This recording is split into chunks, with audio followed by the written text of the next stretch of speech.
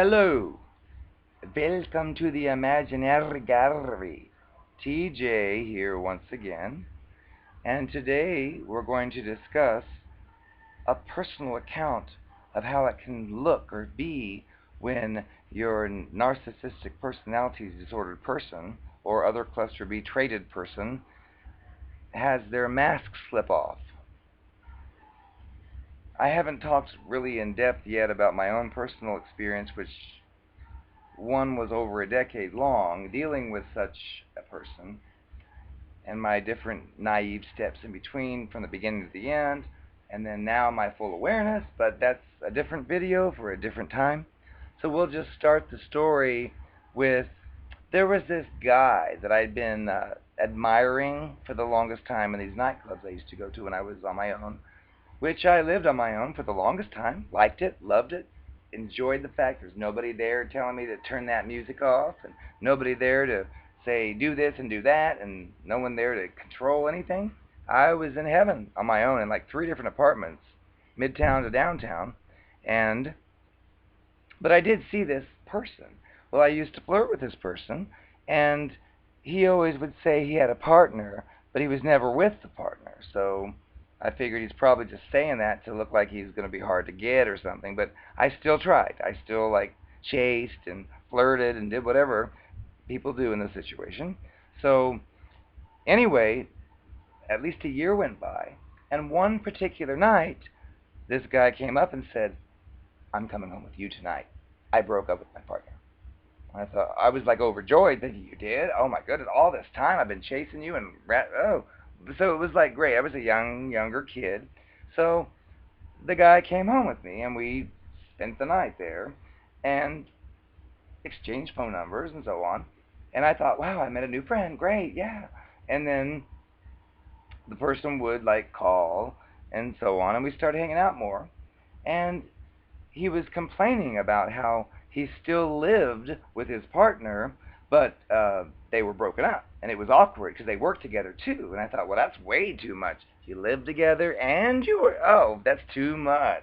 But I felt sorry for it. It's like, well, I didn't plan or even have any ideas of ever at that point moving somebody in. But I thought, with this person, well, you can stay here. I said, you can stay here, and I'll help you find an apartment.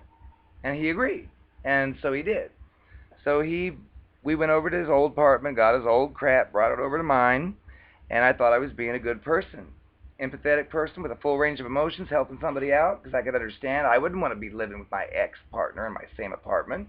So it was just seemed like the right thing to do.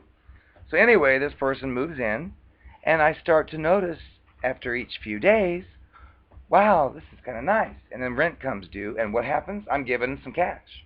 And I think, ooh, this is nice. And basically this person stayed there for week after week after week as we searched for apartments and so on. Well, I was going through at this point noticing I met this new person who seemed to be so nice that I'd been chasing after for so long. And I had thought, well, I've got this person in my apartment. I really don't want to live with anybody, but he's here. But then he was doing the love bombing stuff that starts in the beginning of the stage of this disordered person's behavior.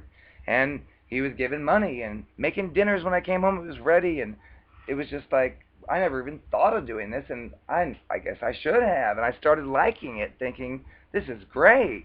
And of course, more and more gifts and things like that, and just a lot of attention, which was nice. Even though I didn't really need attention, but to get it is like a gift. So I figured, yeah, this is great. Well, after a few weeks or several weeks, I eventually thought of an idea. I thought, well, they've got bigger apartments here, because I had a 1-bedroom. And so I figured, well, why don't we move up to a bigger one, like a 2-bedroom? And I had music equipment because I write music and have all kinds of equipment. And so it was like a deal. And so I was getting excited. And those chemicals that are released in your brain during the love bombing stage, when it feels like somebody just idolizes you and sees you for all you really are, it's like, oh, this is great. I didn't wish I would have thought of this sooner. Well, basically, we went down to the office, and we found a 2-bedroom, and we both put our names on the lease, because up to this point it was my one bedroom with just him as a guest, and it was like heaven, perfect. So I figured this is a great thing. I can't wait to make it better. And I was also thinking I always wanted a bigger place. And the neat thing was this apartment was on top of the city. It was like the 12th floor, and it overlooked the whole city. And it was just like my dream, because I love New York City, and I don't live there, but it's my like next best thing to have a view. So I thought, this is getting better and better. Now I get a better, bigger apartment, a higher floor. Plus there was the pool upstairs that had a skylight that opened. I just thought, this is the life. Why didn't I think of this sooner? So I'm all excited. Then I find out even more good news. Turns out that this person that I met has this fancy black leather couch. And I had cheap, stupid little thrift store crap furniture. And he had this fancy stuff. And I thought, that's a bonus, because I didn't know. And it's like, you have a black leather couch? Oh. So basically all these good luck things came through. And I was just thinking that everything was just great, and thought, this is the best time of my life. I met this person who seems to understand me so well, and we get along, and we have fun, and we have the same interests, and da-da-da, and I just figured this doesn't happen very often. Plus, again, the backstory of chasing it for so long, I felt like I finally won. I won something, not a loser. So we went ahead and signed the lease, and they gave us a move-in date, which occurred like a week or so later. And the problem was, though, that they only had one key to the place. So I was like concerned, because I worked a night job that went to like 9 or 9:30, and he worked his own shift that he creates himself. So he was like, I'll take over, I'll take the key, and when you get off work, I'll just let you in. So I figured, great. So I was just the happiest person I'd ever been in quite a while. I mean, I was okay before, but this was like way above okay. So that day I worked my whole shift until 9 or 9:30, and usually I would just leave right after work. But this night I was like especially excited, because I figured, I've just got it made. I have all these great things going in my way, and I'm the type of person that if that happens to, which it doesn't happen all the time, that I want to share. So when I got off work, I went ahead and I was on my way out, but I saw some of my peers that I don't work close to. So I stopped and I went over to them. I said, hey, guess what? This is a great thing. Oh, it's wonderful. And I told them the whole story about, I met this person, we've been living together just temporarily, but now I've decided to do this, and this furniture, and all this stuff. I was just overjoyed, which was great. And they were like, oh, that's neat. Oh, yeah. And it felt like I was stepping up in the world, because I wouldn't have a 2-bedroom huge apartment with an overlooking city view on my own. So it just felt great. And I wouldn't have all that fancy furniture. So I ended up talking like I sometimes do too much. And then I said, well, I better go. So I started to walk out. And then I saw another friend. So I stopped there and said, hey, guess what? And I told them my story again. And it was just, I was just like on top of the world at this point. So finally, about 15 or 20 minutes later than I usually leave, I went ahead and I thought, should I call and say I'm coming? No, I'm just going to leave. Because it was like, it's exciting. It's like your first night in your big city apartment that overlooks the city, and everything got moved in that day, and I was so excited. It was just one of the happiest feelings I'd had for a long time.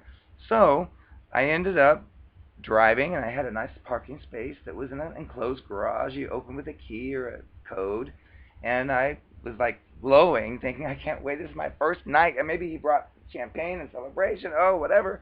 And so I take the elevator up to the 12th floor. I'm all excited, and I knock on the door, and guess what happens? The door opens, and I see this person that I've been living with for several weeks. I see their face, and it's completely different. It's like a stranger. And all of a sudden, I hear things said to me, completely out of the blue, unexpected, never saw anything like it before, because something fell off. But it's like, he was like saying, you're an asshole, you're a fool, you're a fuckface, you're a this. And I'd never heard such language from him. I'd worked in credit card collections, and I heard that stuff all day at work. But my face was just like, what? And I didn't know what I was seeing, because it was all these insults, all these bad words, all these sickening insults to me, and I think, where is this the Twilight Zone? And I just looked at it like, what is going on? You are here late. You were supposed to be here at 9:30. It's almost 10. I could have stayed at the bar longer. And I thought, who is this? Bar? What do you mean? It's like, and again, all that happiness, all that excitement, it just disappeared. So I was like shocked. So I kind of got upset after this and wondered what exactly I was seeing, because again, you're with a person day in, day out, and it's common with these types of creatures. Because notice the difference here. It was the very day that we signed a lease together. And that's what these narcissistic personality creepos, narcopaths do, is they wait until there's some kind of hook in you, and then when it's harder for you to escape, you see the real creature. And I was just like devastated, thinking, what am I going to do? I can't just like walk out of here. I just signed a year lease. This is my stuff and my home plus his, and it's just all those happy feelings just vanished, because I figured, oh, I've made a horrible, horrible mistake, and then I thought, well, why would I make such a mistake? I mean, I thought everything was great, everything had been, and it was just a big deal. So basically, I was trapped. I couldn't leave. I mean, it's my house, it's my place that I brought someone else into. So this shows you an example of how these people will be the perfect angel to lure you into their little trap, and then the moment you do something, no matter how small, they will throw some kind of fit you've never seen before. And I again was shocked, because and I tried to make excuses, because I realized I've got to stay here. So I just said things like, well, I've never seen that before. Maybe he was upset, and maybe he doesn't know how to deal with his anger. So I decided, well, I just was quiet. I probably just said nothing for like a day or so and just did my own thing, but eventually had to like talk about it and say things like, why did you act that way? And anyway, there's more to that story, but that's just the example of how it can be for someone who thinks they've met the perfect person, male or female, and how you're like thrown into the twilight zone, because you're pretty sure after several day after day after day interactions, everything's working out right. And then this type of thing happens, and then you're like, oh my, I don't get it.